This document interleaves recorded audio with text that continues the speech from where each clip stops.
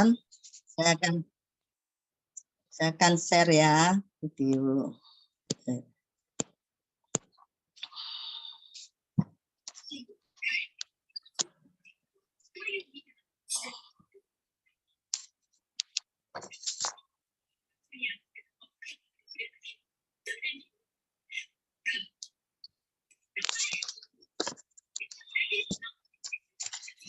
Selamat malam Bapak Ibu yang dikasihi Tuhan.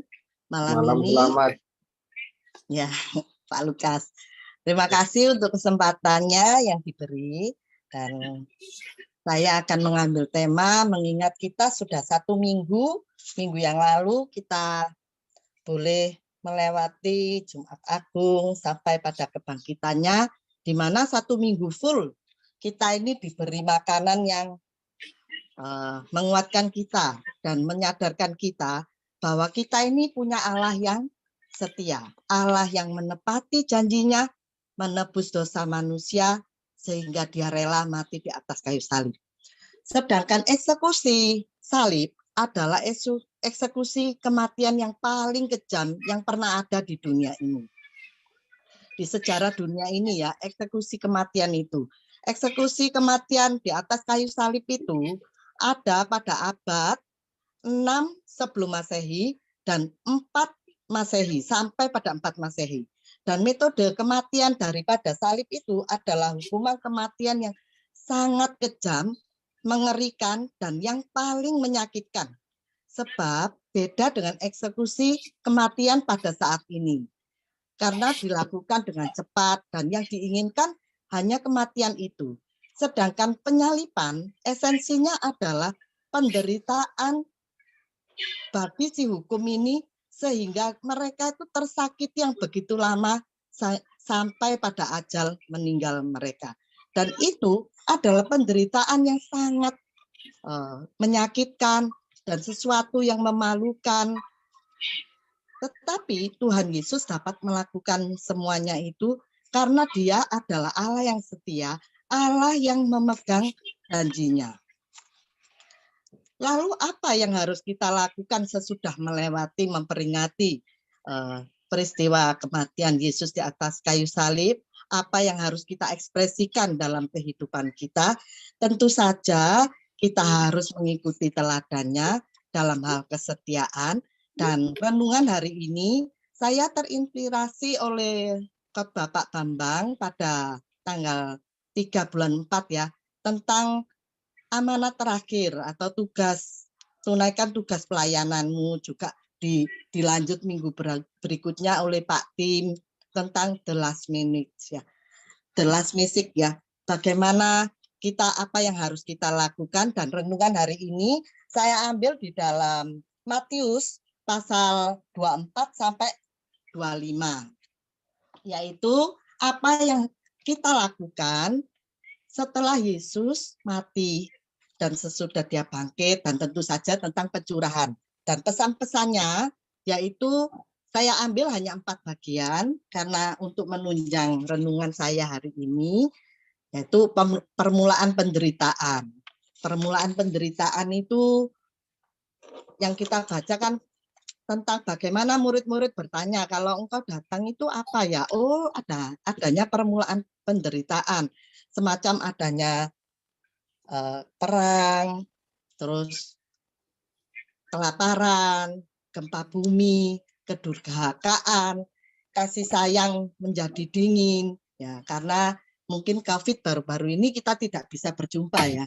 Dan hal ini kalau saya rasakan ya, seperti orang hamil itu kalau mau melahirkan kan kontraksinya semakin mendekati kelahiran itu semakin cepat. Kalau dulu saya waktu masih kecil ataupun saya masih remaja, dengar gempa itu jarang. Kalau sekarang itu awal-awal waktu di Aceh ada gempa itu kita menjadi semua orang berduka, terus merasa tergoncang ya.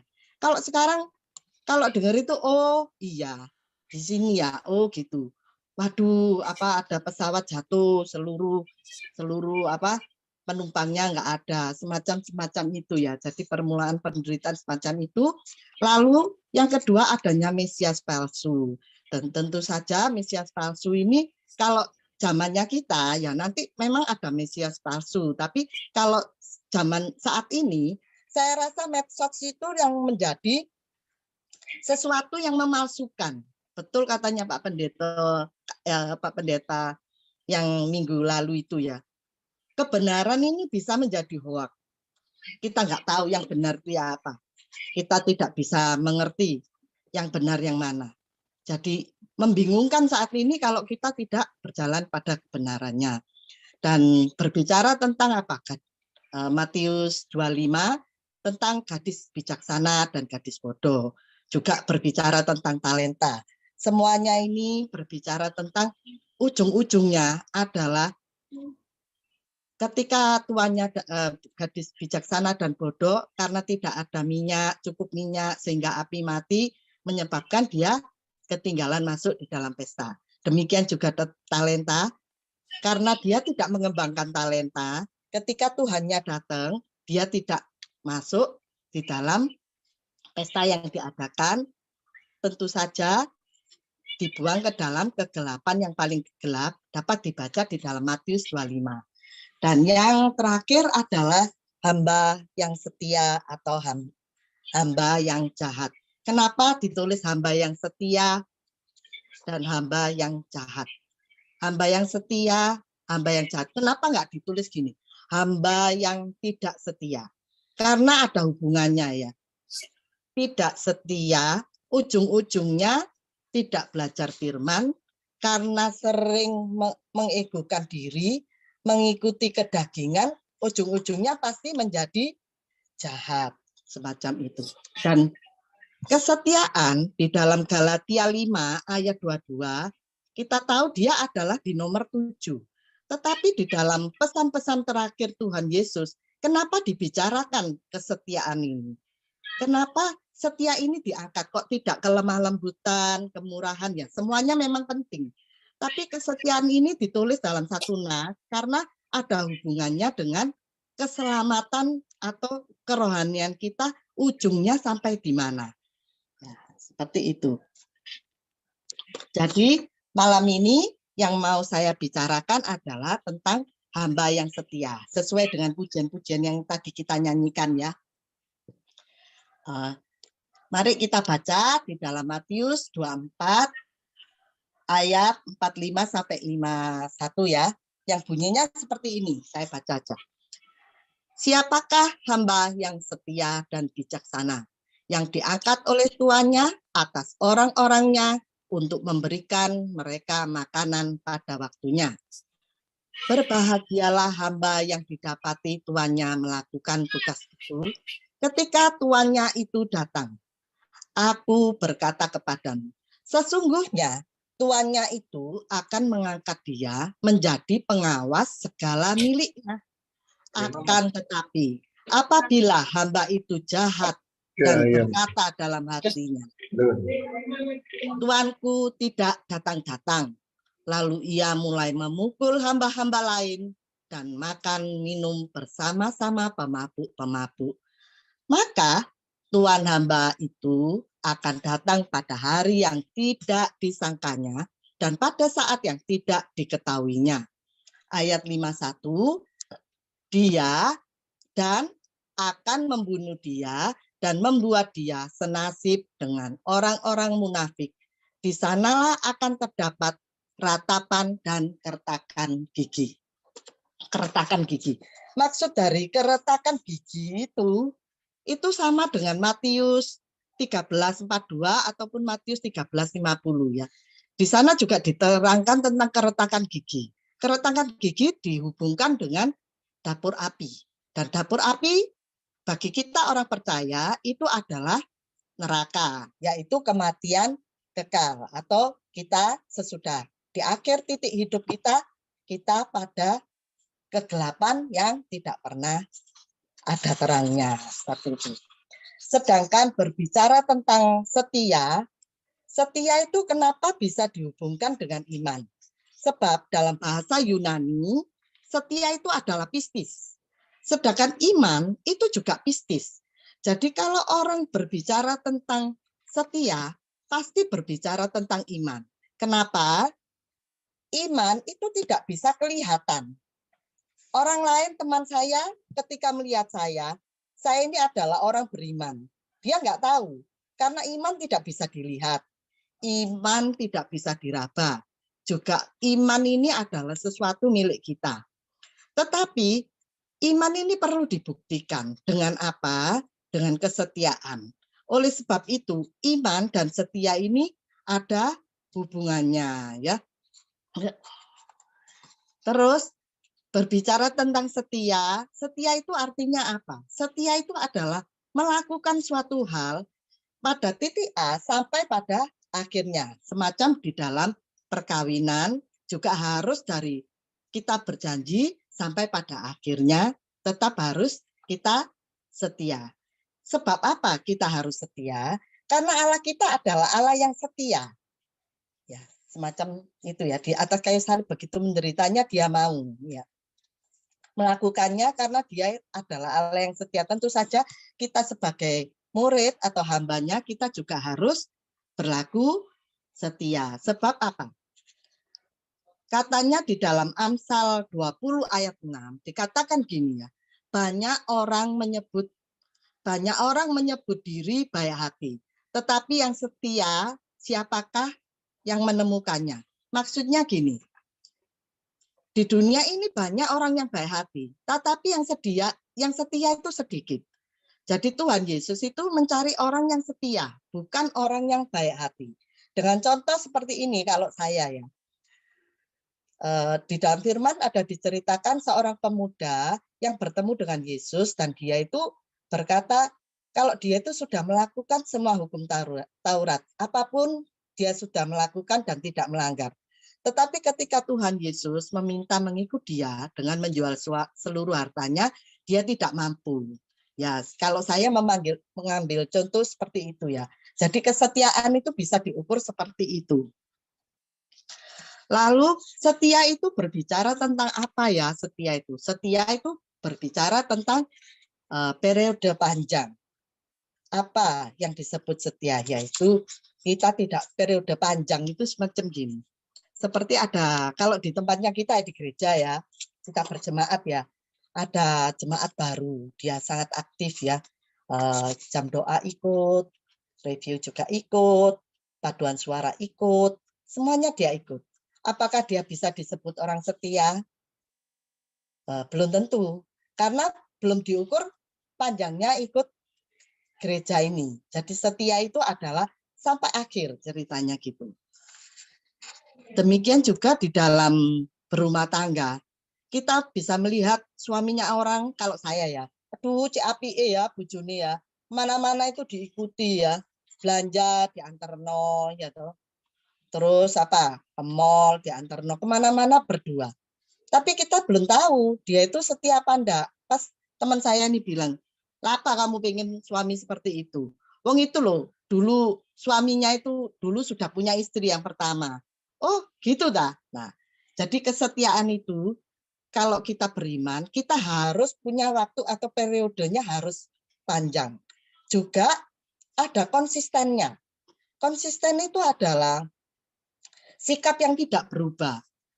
Sikap yang tetap maju meskipun kita ada kelesuan, kekecewaan, kejengkelan. Kalau kita pegang itu, sesuatu yang kita anggap itu benar atau sesuatu rumah tangga kita mungkin ada sedikit masalah ya. Tapi kita harus konsisten sampai akhir, maksudnya gitu. Konsisten itu juga saya bisa hubungkan seperti ini ya, karena saya ini ikut review ya, review firman ya. Jangan dikira review itu saya juga tidak ada kedagingannya ya. Saya juga harus mikir, Riki ngomong apa gitu ya. Tapi ternyata banyak yang merotol gitu. Terus Pak Tim itu pernah saya berbicara, oh, kenapa kok merotol, kenapa kok ada yang nggak ikut. Katanya gini, lah merasa kalau hidupnya ini masih belum benar, merasa kalau ada beban keluarga. Gini. Waktu itu saya punya pikiran gini, waduh, kalau orang bisa berpikir begitu, sedangkan saya sendiri ini bukan orang benar. Saya ini bukan berdiri berasaskan pada firman Tuhan yang ngeplek gitu. Kayak 100% itu saya enggak mungkin 100% kan. Saya jugaan. Terus lah pada hari Kamis, pada waktu Pendeta Seven itu menceritakan atau dia bersaksi bahwa dia punya adik yang kurang setengah gram, tapi dia tetap harus memberitakan firman, padahal dia ini sudah mau berhenti. Saya merasa gini, kalau gitu semua orang itu tidak ada benarnya. Maksud semua orang ini ada beban. Tapi coba Bapak Ibu pikirkan, bagaimana Pak Stephen atau kita ini ya waktu melakukan pelayanan atau ikut Tuhan itu, pada waktu kita ini ada kesesakan, kita boleh menjadi kayak panutan, Mama di gereja ini kan sudah masuk dalam pelayanan ya. Kita ini juga ada kendala-kendala dalam hidup kita, tapi ini kita ini tetap maju. Kita terus tidak mau meninggalkan. Beda dengan yang berkata gini, wes aku iki akeh salane, aku tidak mau masuk pelayanan ataupun ada keluargaku yang nggak benar, aku lebih nggak mau masuk pelayanan. Kalau Bapak Ibu pikir, siapa yang lebih berat memanggul salibnya? Siapakah yang lebih bebannya lebih abot mikul salibnya? Tentu saja yang mau melakukan kebenaran firman Tuhan. Ya, semacam itu ya. Jadi konsisten itu adalah tidak berubah, tetap pada asasnya. Meski diejek maju, salah-salah, tetap maju terus. Semacam itu juga kesetiaan itu berbicara tentang komitmen. Komitmen itu adalah bertanggung jawab. Komitmen itu kalau sehari-hari dapat kita lihat itu kalau kita teken kontrak kerja ya. Kalau kita melakukan suatu pekerjaan dan kita ini sudah teken kontrak gitu ya. Kalau kita melencong dari apa yang kita teken ini, kontrak kerja ini, apa yang kita dapatkan? Tentu saja kita mendapat penalti ya. Demikian juga dengan komitmen kalau saya hubungkan dalam pernikahan. Dalam pernikahan ini, kalau kita janji nikah, apalagi disahkan oleh pendeta ya, kita tanda tangan hanya berapa menit, berapa jam. Proses-proses gini-gini. Butuh janji nikah ini apa? Cuma teken tok gini ya. Tapi menjalaninya itu harus sampai akhir, semacam itu ya. Belum lagi kalau bergereja, ikut Tuhan Yesus, sudah dibaptis ya. Dalam nama Allah Bapa, Putra, Roh Kudus, dicelupno. Kan itu sudah termasuk komitmen kita. Tetapi kenapa masih ada anak-anak Tuhan yang dapat tidak percaya pada Tuhan Yesus, tidak memegang janjinya, yaitu komitmennya, yaitu berbicara tentang kesetiaan. Dan tiga hal ini sebenarnya itu mampu kita lakukan. Tidak boleh ada alasan. Kalau kita menjadi orang setia, tentu saja kita setia pada firman-Nya. Dan di dalam firman-Nya itu tertulis di dalam 1 Korintus 10 ayat 13 yang bacanya seperti ini ya, isinya ya. Pencobaan-pencobaan yang kamu alami ialah pencobaan-pencobaan yang biasa, yang tidak melebihi kekuatan manusia, sebab Allah setia. Dan karena itu ia tidak akan membiarkan kamu dicobai melampaui kekuatanmu. Pada waktu kamu dicobai, ia akan memberikan kepadamu jalan keluar, sehingga kamu dapat menanggungnya. Jadi ketiga hal ini dapat kita lakukan kalau kita itu setia pada kebenaran firman Tuhan. Kita tahu bahwa Tuhan Allah itu pasti ada penolong. Nah, tapi kalau kita tidak sering baca firman Tuhan, ya kita nggak tahu. Kita jadi orang yang mudah goyah. Seperti itu. Sekarang kalau berbicara tentang kenapa orang itu tidak bisa setia ya. Orang tidak setia itu kebanyakan itu karena kecewa. Dan biasanya itu kecewa itu kalau di sini tidak ada. Karena di sini semuanya sudah menikah ya. Kalau yang belum menikah itu dengan contoh seperti ini ya. Waktu pacaran kelihatan harum, ganteng, rapi ya. Padahal setelah menikah itu kempro. Nah, ataupun tidak suka mandi, tidak suka sikat gigi. Apalagi pemukul, perayu cewek ya. Itu mungkin ada kekecewaan seperti itu. Kalau di dalam gereja, wah pindah masuk GBI Graha Familia, Pak Bambang lo ramah guyuan, apian lo. Tapi pada waktu berjemaat di GBI Grace Family ditegur sedikit, diberi pelayanan sedikit, sudah gondok, terus nggak mau terus. Ya semacam itu yang membuat kita tidak setia, tapi itu tidak boleh ya. Terus menyerah di tengah jalan. Maksudnya menyerah di tengah jalan itu ya ada orang menyerah di tengah jalan. Padahal dalam suatu pertandingan olahraga, umpama lari maraton 10 km, umpama. Pada waktu kita berlari, kita paling nomor 1 larinya. Larinya cepet, ya gesit gitu, seperti kelinci. 80 km, terus berhenti. Saya minta mahkota. Atau gini, wes larinya 95 km, 9,5 km, kan 10 pertandingannya. Saya minta mahkota. Kan tidak mungkin kan kita dapat menerima mahkota itu. Sebab apa? Tidak setia juga diukur kalau kita menyerah di tengah jalan. Meskipun kita pandai, meskipun kita pandai bekerja, meskipun kita pandai berumah tangga, meskipun kita pandai mengikuti Tuhan, pelayan segala. Tapi kalau kita menyerah di tengah jalan, mahkota itu tetap tidak dapat kita terima.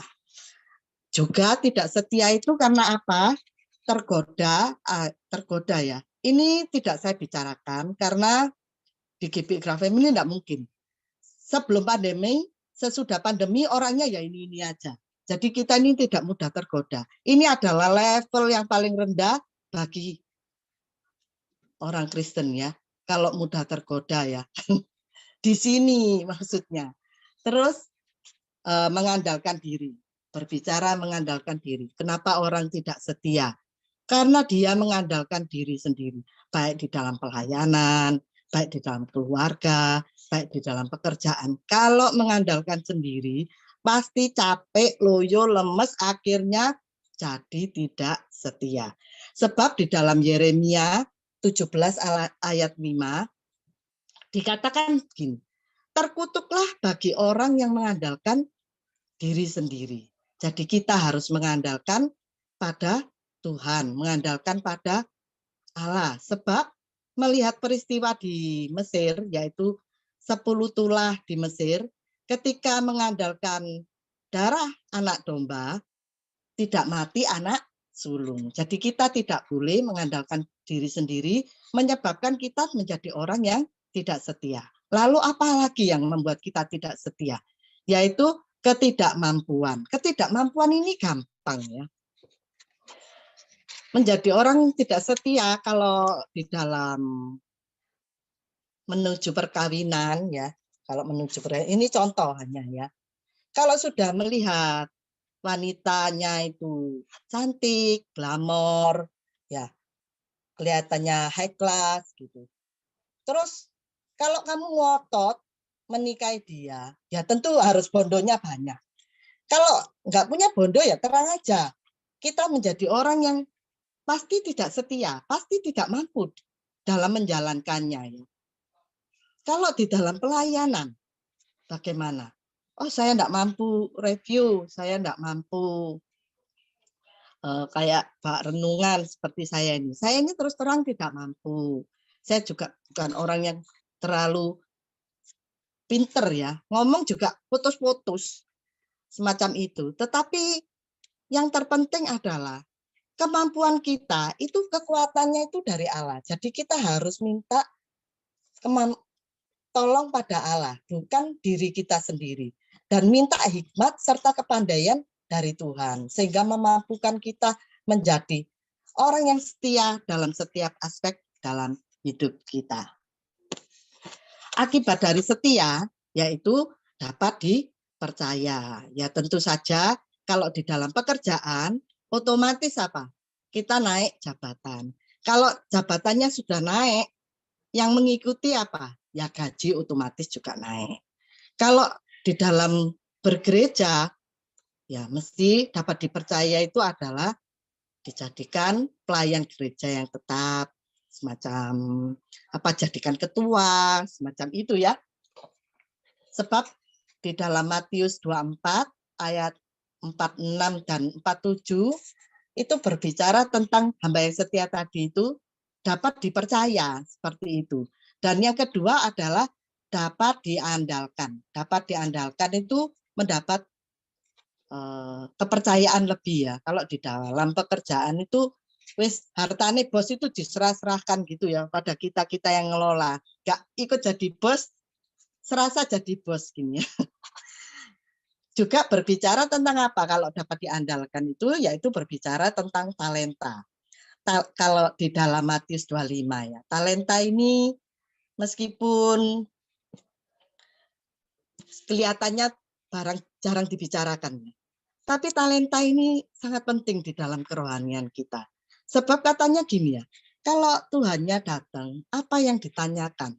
Tentu saja talenta yang dititipkan kepada kita.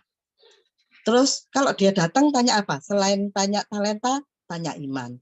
Terus tanya apa? Apa kita sudah menjalankan amanah agung? Jadi talenta ini penting. Juga begini, teman-teman.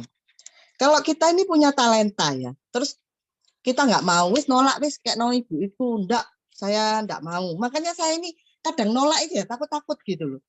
Saya nolak ini takut-takut gitu. Saya ini tak jalan separuh-separuh, tak pikir-pikir gini. Karena sering juga nolak-nolak terus ini, kalau disuruh Paula ya nolak-nolak.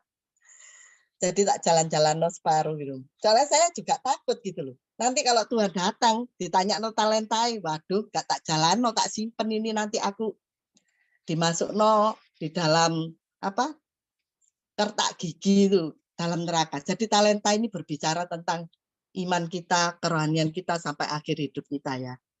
Akibat dari setia ini berbahaya ini, talenta ini juga.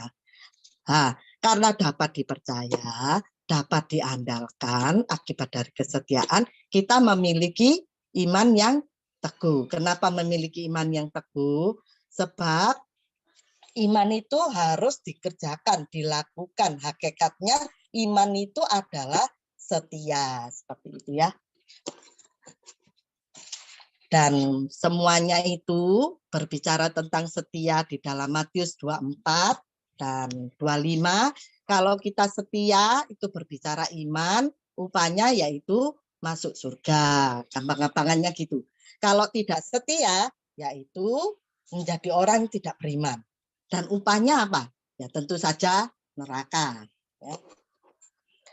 Intisari daripada semua yang saya bicarakan itu, kenapa orang bisa setia, kenapa orang tidak bisa setia. Karena orang itu bisa setia, dia tahu tujuan yang akan dicapai itu apa. Banyak orang yang semacam gini ya, kawin cerai, dalam perkawinan ya, kawin cerai. Terus dalam bergereja, muter-muter cari gereja, gak ada yang cocok. Karena dia nggak tahu tujuannya kita bergereja itu apa. Tujuannya masuk di dalam pelayanan itu apa. Tujuannya masuk dalam pelayanan apa. Dikasih pelayanan terus sebentar juga mundur. Belum waktunya periode mundur, minta mundur. Itu ya enggak boleh ya. Karena kenapa? Banyak orang yang tidak tahu tujuan apa yang akan dicapai. Dan yang kedua, tidak tahu atau tidak sadar tuntutan yang akan dihadapi di depannya. Seperti orang yang mau menikah ya. Kalau orang pacaran ini saya beri contohnya seperti ini. Kalau orang berpacaran, inginnya itu cepat-cepat menikah, padahal dia tidak tahu. Dalam pernikahan itu yang dituntut apa? Kalau dituntut, tidak sebayang yang dipikirkan ya. Kalau sudah menikah kumpul terus loh. Kalau jadi laki harus jadi tulang punggung, bekerja harus keras, mencukupi istri. Kalau jadi istri juga berat. Sudah nggak boleh kumpul-kumpul sama temannya, nggak boleh sering-sering ke mall, harus apa? Ngurusi rumah tangga. Itu juga semacam tuntutan-tuntutan ke depan yang harus dilakukan. Ada juga di dalam pekerjaan semacam ini ya. Pengennya jadi manajer, pengennya direktur, pengennya punya uang banyak. Tapi kerja enggak, jam 4 kurang jam 4 sudah pulang. Atau kerja santai-santai ya. Tentu saja dia adalah orang yang tidak tahu tuntutan yang harus dihadapi semacam itu ya. Terus yang paling penting itu apa? Adalah tidak mau bayar harga. Bapak Ibu sekalian, Di dunia ini Tuhan Yesus saja ditawari dengan harta, ya. Kalau mau mengikut iblis, diberi seluruh dunia. Demikian juga dengan kita. Kalau kita ini mau setia, kita ini harus bayar harga. Wong saya ini ya, pengen kurus saya ini. Pengen kurus itu ya harus bayar harga loh Bapak Ibu. Harus diet. Saya ini punya teman ya, badannya bagus gitu. Seperti gadis Mas Ian. Terus saya ditanya, kamu kok badanmu ini bagus gini ya? Ya caranya apa? Aku bilang gini. Kamu tahu? Dia bilang, saya ini ya puasa sampai umur segini. Sering-sering tuh loh diet itu. Loh, kamu usia 50 masih diet-diet terus ya, saya bilang gitu. Karena dia juga adalah orang yang sehat ya, semacam itu. Jadi sesuatu itu harus kita bayar harga. Untuk mencapai kesetiaan itu tetap kita harus membayar harga untuk memperoleh apapun dalam hidup kita, kesetiaan itu. Baik dalam rumah tangga, baik dalam pekerjaan, dalam ikut Tuhan Yesus, maupun dalam pelayanan ya. Lalu bertanya gini, apa Ibu Emi ini sudah termasuk orang setia? Saya ini adalah orang yang setia. Jawaban saya ini tidak tahu saya ini setia apa tidak. Karena saya ini belum menyelesaikan akhir hidup saya. Tetapi saya akan berusaha terus-menerus mengikuti kebenaran firman Tuhan dengan apa? Dengan kekuatan dari Roh Kudus, yaitu beriman bahwa Tuhan Yesus telah mati di atas kayu salib. Dia memberi Roh Kudus pada saya untuk memampukan saya menjadi orang yang setia. Sehingga pada akhir hidup saya bisa berkata kepada suami saya, bisa berkata kepada anak saya, pada cucu saya, kalau saya di akhir hidup, saya sudah setia loh pada keluarga ini dan bertanggung jawab. Demikian juga dengan saya bergereja di GBI Craft Family. Saya mungkin bisa bilang sama Pak Bambang, Pak Tim, saya ini sudah setia sampai akhir hidup saya, semacam itu ya. Sebab kenapa kita harus setia mengikuti teladan Tuhan Yesus ya. Dia tahu tujuannya datang ke dunia ini untuk apa? Untuk menebus dosa manusia, yaitu dosa saya dan Bapak Ibu sekalian. Dan dia tahu tuntutan yang dihadapi oleh Tuhan Yesus waktu di dunia ini. Dia akan ditolak dan dia tahu harga yang harus dibayar. Yaitu apa?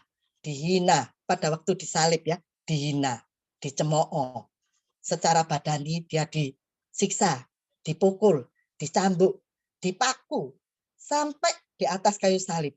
Dan hukuman eksekusi salib adalah eksekusi kematian yang paling terkejam sepanjang sejarah dunia.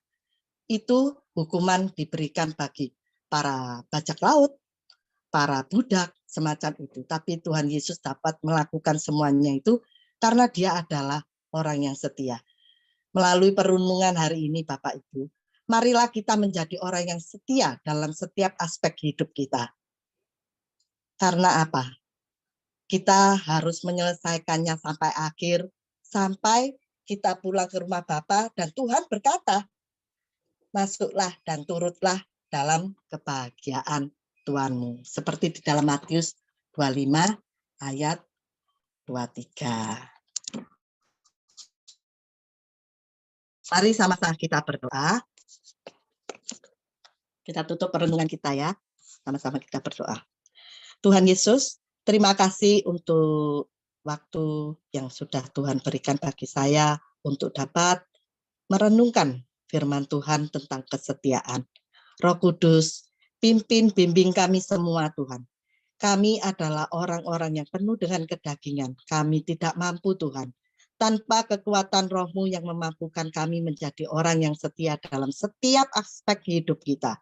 Ya Tuhan, berikan teman-teman kami yang saat ini ada hati yang dapat menerima sebaran firman ini Tuhan dan dapat melakukannya. Terpujilah Kau Tuhan Allah, Tuhan Yesus kami Allah yang setia. Amin.